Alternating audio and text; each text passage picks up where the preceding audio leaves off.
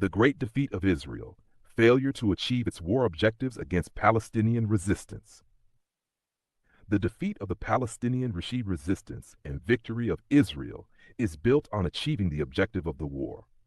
First and foremost, achieving the three war objectives that Benjamin Netanyahu announced, which are 1. Defeating and eliminating Hamas.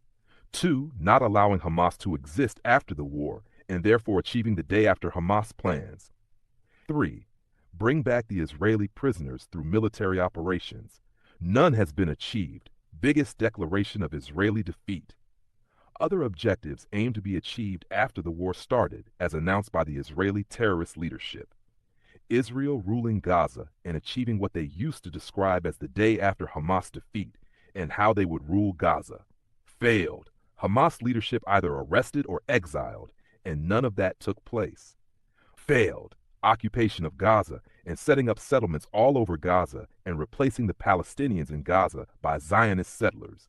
Failed. Closing off the Rafah crossing fully and permanently. Failed per terms of cease agreement. The defeat of Israel is clarified by 1. Israel would accomplish nothing except for the killing of women and children. Israel declared as committed genocide against civilians and leadership, indicted as war criminals. IDIS leaders and soldiers have international arrest warrants. 2. Israel and the Israeli army lost its deterrence force claims that it built its reputation on for almost 8 decades. Oc's 7th massive military defeat in 59 minutes. 470 days of war, and the resistance is still kicking Israeli soldiers' ass, while Israeli terrorists successfully commit genocide against civilians, women, and children in Gaza. 3. Israel lost its most important asset, which is the claim that it is a democratic, law-abiding country, which is the safest place for Jews in the world. Instead, it made Jews around the world hated by many neutral people. While some of those may be criminal IDF terrorists, many Jews are innocent too and oppose the terror acts of the IDF. Therefore, Israel caused a great deal of harm to the Jewish people across the world, including the good and innocent Jews who never even entered Israel. 4.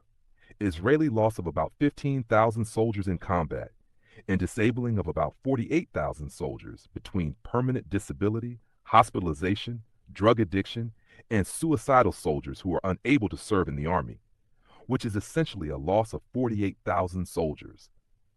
Many of the soldiers recruited by Israel are lone soldiers, mercenaries, and dual citizenship soldiers because many Israeli Jewish soldiers lack the resolve and courage to fight. 5. The bankruptcy of their Eilat shipping port. 6. Complete destruction of the capital of the north by Hezbollah, and no Israelis want to go back to the north. 7. Awakening the entire world to the truth about the Zionist racist existence and turning the whole world population against the illegal terrorist state of Israel, which will lead to its demise. 8.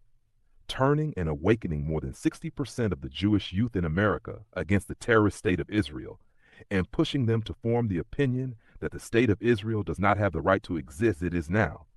State and people are not the same. State demise means freedom of its people from the terrorist activities of the state of Israel. These are the future leaders of the Jewish American community. Israel as a state has no future. 9. Israeli politicians resigning from the cabinet, acknowledging this is a surrender deal for Israel. 10. Israeli newspapers, news anchors, political analysts, politicians, army generals, and columnists confirm this is a surrender deal and an official defeat for Israel.